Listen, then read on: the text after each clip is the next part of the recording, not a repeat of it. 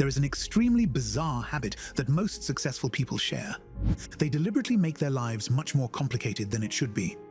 But what's even more shocking is that Jordan Peterson and ancient Stoics actually state that we all should do this too. But why?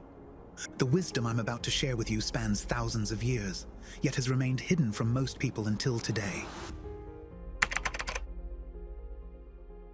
Jordan Peterson's philosophy centers on a core principle.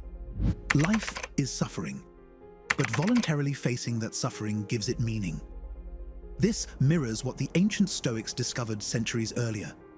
Seneca, Epictetus, and Marcus Aurelius didn't view pain as something to avoid. They welcomed it as essential training for life. Both perspectives recognize an uncomfortable truth about human psychology. When we run from challenges, we don't escape suffering. We transform it into anxiety, resentment, and weakness. The modern pursuit of comfort has created a paradoxical epidemic of fragility. Peterson's approach to suffering is deeply psychological. He argues that life consists of chaos and order, with suffering as the inevitable bridge between them. When you avoid responsibility, suffering doesn't disappear. It transforms into resentment and bitterness. "Pick up your damn suffering and bear it," Peterson famously states, "and try to be a good person so you don't make it worse." This isn't mere stoicism, it's a call to heroic action. By voluntarily shouldering burdens, you participate in what Peterson calls the transformation of chaos into order. This means confronting what you fear instead of hiding from it. The anxiety of avoidance is often worse than the reality of facing challenges directly.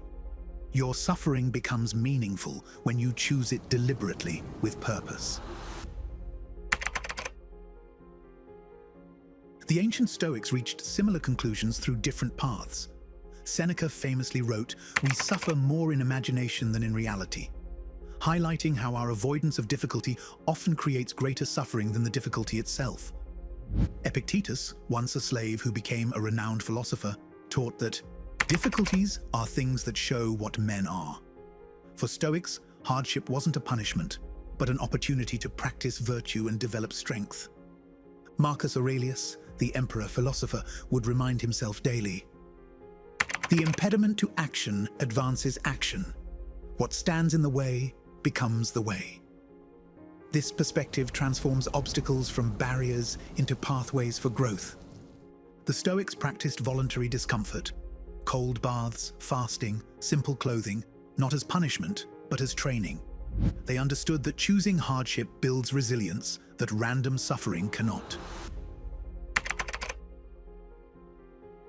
Modern research has begun validating what Peterson and the Stoics intuited. Psychologists call it post-traumatic growth, the phenomenon where people emerge stronger after hardship, not despite it. Studies reveal that controlled exposure to stress activates neuroplasticity, strengthening neural pathways and building psychological resilience. This explains why those who face voluntary challenges often handle unexpected difficulties better than those who avoid all discomfort. The concept of hormesis demonstrates that biological systems strengthen in response to mild stresses. Just as muscles grow through the controlled damage of exercise, your mind develops through calculated challenges. This isn't just philosophy, it's biology. Your brain and body become stronger through appropriate doses of stress, followed by recovery. The key distinction is control. Chosen suffering builds strength, while random suffering can break you down unless you have the resilience built through voluntary hardship. How can you apply this wisdom from Peterson and the Stoics? It starts with deliberately seeking constructive discomfort rather than running from challenges. Begin with small voluntary hardships.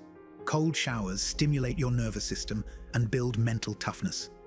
Fasting teaches you that hunger isn't an emergency. Waking earlier than comfortable develops discipline. Physical exercise pushes your limits in controlled ways. But deeper application comes through confronting psychological discomfort. Have that difficult conversation you've been avoiding. Take responsibility for problems instead of blaming others. Say no when it's easier to say yes. Speak truth when silence feels safer.